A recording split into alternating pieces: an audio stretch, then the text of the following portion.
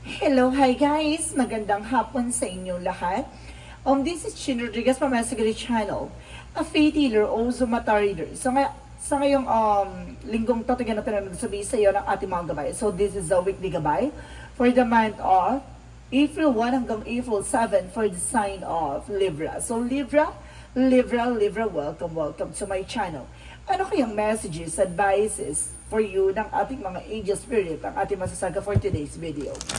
Kanina naman kayang energy o kaganapan sa buhay ng mga Libra signs ang ating mga hagilap. So guys, this reading is a general reading lamang, hindi lahat makaka-resonate. Kunin lamang po makaka-relate sa inyo and comment down below kung kaninong energy ang ating nasaga. And of course, don't forget to like and subscribe my channel and hit the notification bell for more videos updated ko. And of course, maraming salamat po sa mga walang sawang pagsuporta sa aking channel. Lalong-lalo na yung hindi nag-skip ng ads, naway pagpalain kayo ng Diyos at may kapal, siksik, liglig, nag-uumapaw na biyayang manang balik sa inyo. So let's see what is the messages, advice sa iyo ng ating mga angel spirit. Alamin at tuklasin.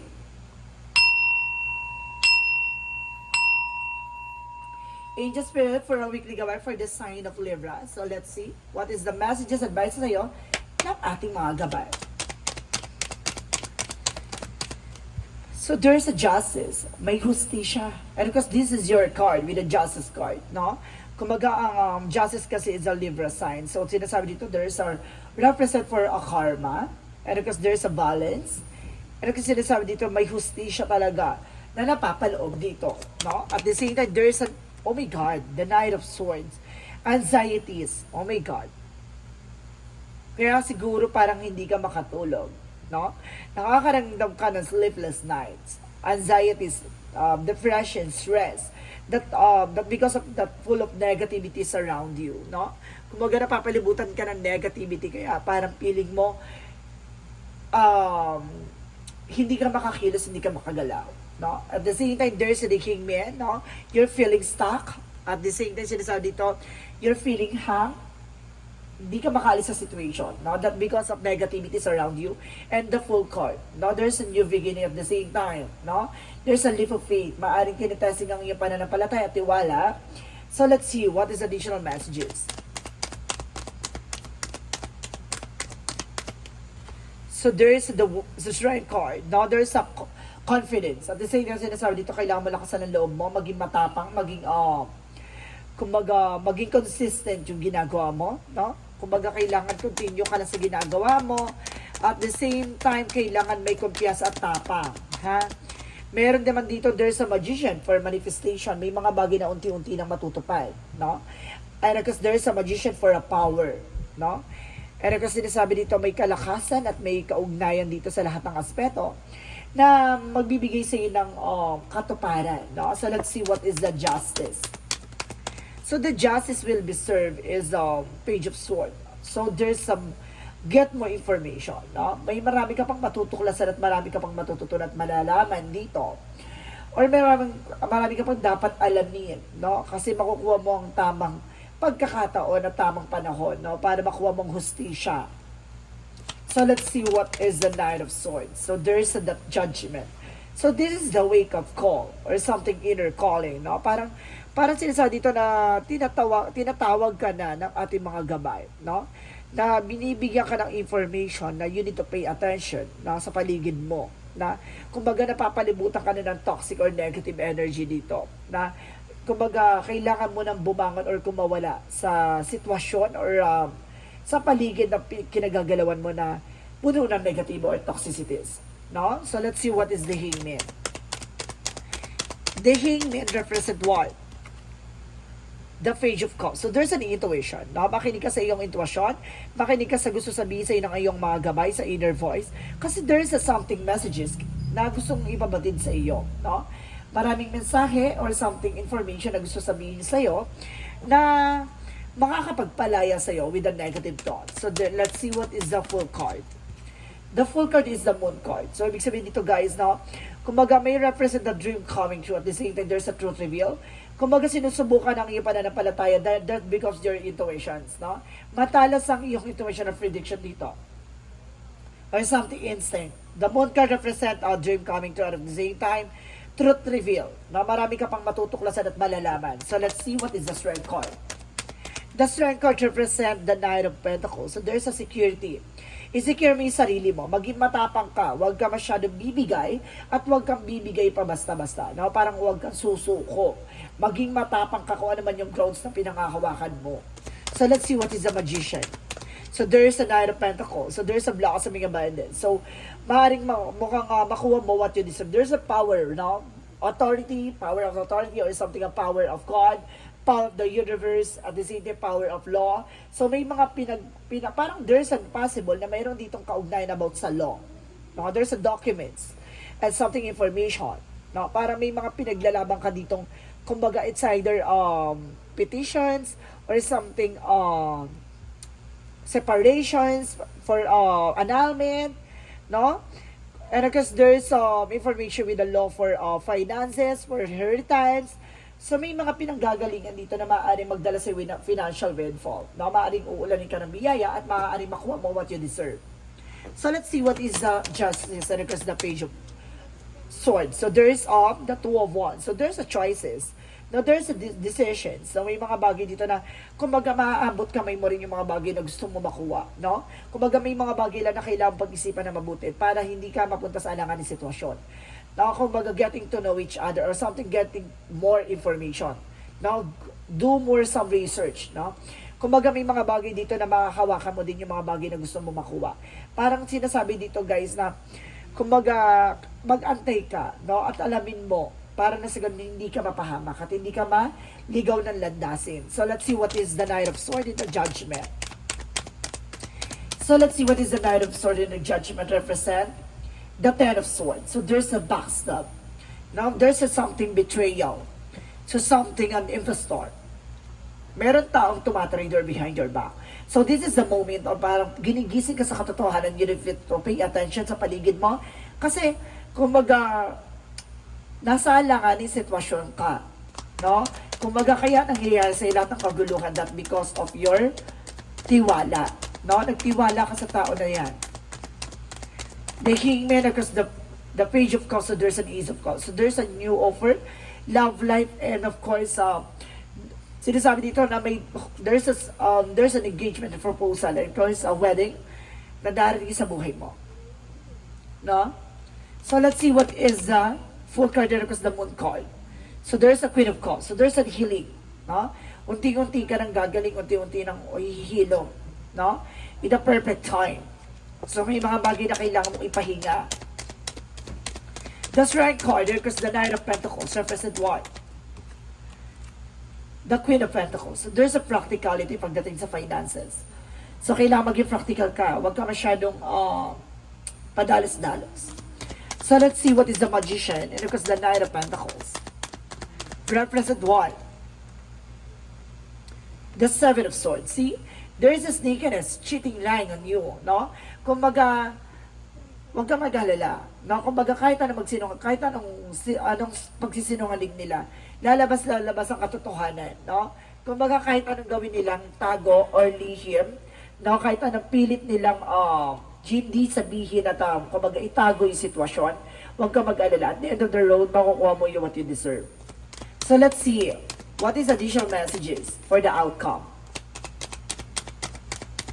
So there's the Sound card. So there's a pure positivity, no? Kumbaga there's a pure positive outcome. Kumbaga maliliwanagan ka, there's an enlightenment, powerful light that brings you a changes, no? This is a success and changes coming in for you. At the same time, there is the Three of Cups for a celebration. No? At it's either there's a third party na maliliwanagan ka with the Five of Cups. Kumbaga magsisisi ka lang kasi yung mga taong lubos na pinagkatiwalaan mo ay yung pang mismo ang trumaydor sa'yo. Okay. So let's see what is additional messages pagdating sa career. So sa career, there's a Six of Cups. So there's a past person coming back and the Six of Wands. Kumbaga mapagtatagumpayan mo, there's a past person coming back. May babalik from the past. It's either an ex or something, a past person. No? So let's see. Maaaring tulungan ka or may taong baka tumulong sa'yo pagdating sa career mo. So let's see additional messages about sa love life. So there's a page of one. So there's a good news. Maybe there's a messages. And five of swords. No? Nagkakaroon ng self-sabotage that because of your actions.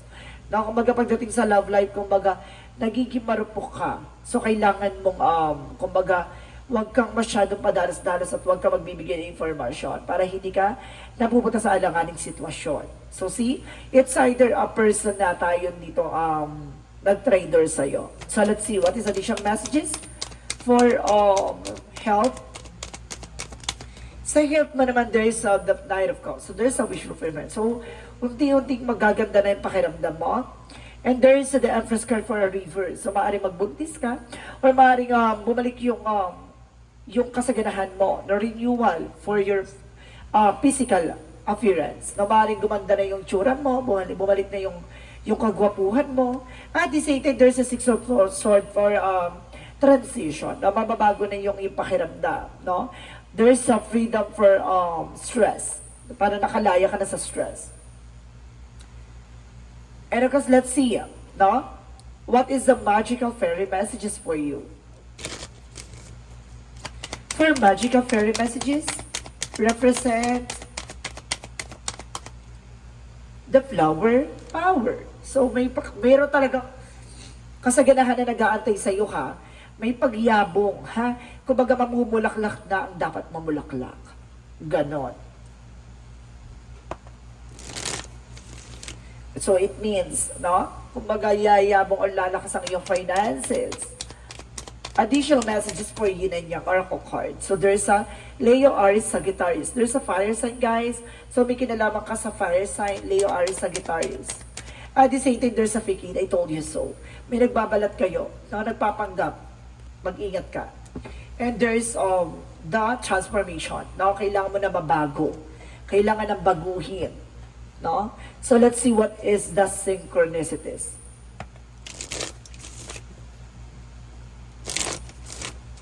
For synchronicities, let's see what is additional messages. And there is winter. Talagang may kasaganahan kumbaga may paglamig ng sitwasyon. No? At the same time, there is self-community. No? Kumbaga lalawak ang iyong komunidad. At the same time, there is reflection. Lahat ng mga bagay na mangyayari sa'yo ay magre-reflect din yan sa'yo. So, ibig sabihin dito, maging aware ka sa mga actions mo. No? Kung magiging bulgara ka or magiging madaldal ka, baka magamit yung mga words mo or yung mga actions mo against sa'yo. So, ibig sabihin dito, kung may mga plano ka, gagawin ka, mas maganda kung mananahimik ka. So, let's see what is Archangel Michael messages. And there is you're on the right path. Nasa tamang direksyon ka, ha? At the same time, there is your inner guide that is real and trustworthy. Now, yung mga gabay mo ay mapagkakatiwalaan. So, let's see. So, there's an eternal love. Now, may panghabang buhay talagang pag-ibig. There's an everlasting promises for eternal love. And there's an innocence, no? Maaaring inosente ka pa sa mga bagay na nangyayari sa iyo ngayon. Kumaga, wala ka pang kaalam-alam or ikaw muwang-muwang, no? Na hindi mo akalain na lubos na niloloko ka ng harap-harapan. So, let's see. What is the chakra messages? And there's a gossip. I told you so. Na para pinagchichismisan ka, kumbaga, pinag-uusapan ka behind your back. Na ito si ganito ganyan, syunga-syunga, na kesyo ganito na naniniwala sa mga or either na nagpapauto, no? Kumbaga nauuto nila, no? And there's an insecurity. So, may lihim na inggit sa'yo. Kaya ka pala pinagchichismisan, ay maaaring inggitera rin pala yung mga taong napapaligiran. At the same time, there's a completion. Huwag mong hayaan mahuli ang lahat at maubos sa'yo ang mga bagay-bagay. At the same time, there's an expansion. Napapalawakin ang iyong kaalaman, ang iyong finances, career, and love life. So, let's see what is the energy. For the energy, so there's the word coil. No, mayroon talagang magpapabago ng mundo mo. No, and there is the guard and the gate. There's a lot of discoveries. Marami ka pang madidiscover at marami ka pang malalaman with unexpected way. So there is a man holding a coin. So if you were a man, ikaw yung mahawak ng finances. If you were a woman, baka yung person mo yung may hawak ng finances. And there is a door to the value. Talagang bukas ang pinto sa iyo para sa kasaganahan. At or baka nagbubukas na to ang pinto, ang lagusan tungo sa kasaganahan. No? Kumbaga, there is a value of money. So, talagang, di ba? Talagang mamumukha tangi talaga ang iyong finances dito. Mukhang uulanin ka ng biyaya. Distinctly, there's a star brother, so there's a protections, loyalty, and safety. No? Kumbaga, there's a trust there. So, ibig sabihin, magtiwala ka dito at maniwala ka sa iyong at protectionan mo yung sarili mo. No? So, let's see additional messages. So, there's a school, lessons. No? Maraming kabandang bagay na dapat matutunan at aralin. No? And there's a counseling. So, kumbaga, kailangan mo makinig sa something advices. No? At there's family. So there's if you are family-oriented, it's a very good sign. Or else, guys, no, kumbaga there's a family involved na maaaring nag-backstab sa'yo, or either there's a family-related dito na maaaring tumulong sa'yo. So let's see. Depende sa situation, guys, ha? So let's see what is Archangel Raphael. And there's a severity, so kailangan mo ng fruit and vegetables. At this day for Archangel Raphael, so there's a consult with a nutritionist. So, kailangan mo magpukonsulta sa nutritionist. Baka pumapayat ka na it's not normal, or either tumataba ka, it's not normal. So, kailangan mo magpa-check up. So, let's see what is additional angels messages. So, there's a humor. Titigan mo yung lighter side of situation or something both side of situation. And there's a death card for the ending and new beginning. May mga bagay na tatapusin na at may mga bagay na magsisimula na at babaguhin ang sistema. And because there's an indecision, may mga bagay dito na nahihirapan kapag magdesisyon. So let's see what is the Monsology. So there is a be bold and make the first move, no? Kumbaga, maging bukas ka sa mga plano mo sa buhay mo, sa sarili mo. No? Kailangan mong i-enhance yung plano mo sa buhay mo or something, mga plans mo, kailangan mong iyan sa iyong isipan na you need to do something or you need to be quiet, no? Para nang sa ganun, may isang katuparan mo. And there is have faith in your dreams, no? Kailangan mo magtiwala sa iyong pangarap. Maniwala at magtiwala. So let's see what is additional angel spirit messages. So there's a cleansing. Clarify. Na maglilinaw sa iyo lahat ng may mga bagay din na kailangan mo linisin. Na alisin ang negatibo na napapaligid sa sa'yo, no? There's a kitchen recreation. May mga bagay na kailangan mong gawan ng maayos na eksena. Ikaw yung ikaw yung gagawa ng may kabubuti at ikasasama mo. And there's a gardening, no? Kumbaga, nagpaplano ka na eh. There's a planting. Something na parang, unti-unti ka nang nagbubuo ng plano. So, let's see what is additional messages for romance angels. So there's passion, no? Pagdating sa love life daw, no? Kumbaga, ipakita mo yung talagang nararamdaman mo. And there is an attractions, no? Kumbaga, you are being attracted or something na na-attract ka sa ibang tao. No? Kumbaga, tanggapin mo. Kumbaga, parang, nasasense ko dito, parang minamahal mo na yung sarili mo ngayon. So let's see what is the Jesus loving quotes. Jesus loving quote said, "You Heavenly Father, know that you have need all of this." So see, alam daw ng ating Panginoon na lahat ng mga bagay na yan ay kailangan mo. Kailangan mo matutunan, kailangan mo malaman, kailangan mo mabigo, kailangan mo masaktan, kailangan mong tumayo, kailangan mo maunawaan, kailangan mong panindigan at kailangan mong pakawalan, no? Kumbaga marami ka pang kailangan malaman, no? Lahat ng mga bagay na yan ay lahat ay kailangan mo. So let's see what is the angel's answer. So there's a perfect timing. So lahat ng mga bagay na yan ay maaaring nasa perfect timing. So this is the perfect timing for you para ay tuklasin, no? Hubugin ang iyong kaalaman. At there's a reconsider. Kailangan mo i-considera na lahat ng mga bagay na nangyayari sa iyo ay kumbaga para sa ikabubuti mo. No? And at the same time, there's a you're ready. No, handa ka na or either maghanda ka na. So let's see what is the angel's number.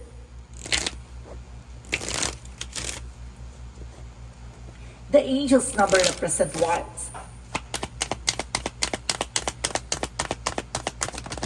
So there's 0707 by compromise. So may pinagkasundo at pinagkasunduan or something, may pinangako. No, there is something forgiveness. And there's a freedom, no? Paglaya at pagkawala, no? Para kumawala ka na sa mga negatibo at kumawala ka na sa mga plano mong hindi natupad or mga plano mong, 'di ba? Or pinangako mo sa sarili mong hindi natupad. Or either, kumbaga, may mga bagay dito na kailangan mo ng pakawalan. So let go of what no longer serves you. Stop holding on to courage. Express your emotions and aim towards compromise where their lack of understanding. It's the best to just move on and the truth will set you free. So siyang katotohanan talaga ay magpapalaya sa'yo. So ibig sabihin dito, kailangan mo na lang kumawala at pakawalan yung mga nakaraan at kailangan mo na lang humarap sa kasalukuyan, no? Ang kabiguan ay kabiguan, pagkakamali ay pagkakamali. Huwag mo nang ulit mabalik yung mga nangyari na at huwag maulit-ulit yung mga nangyari sa nakaraan.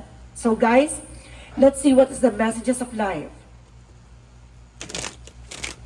A messages of life represent what? So there is a live for love. No? Today I put love into everything I do. It is the love that gives life to all things, and I often my heart to this greater power. I gently acknowledge and of course I speak with the kindness. I feel each thoughts with the love and light.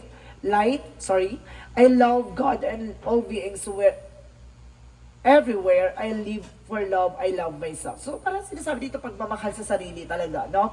Parang pagtanggap, kumbaga siguro tinalikuran mo yung sarili mo para tumulong or para paglingkuran yung ibang tao. So parang sinasabi dito parang hanapin mo yung sarili mo.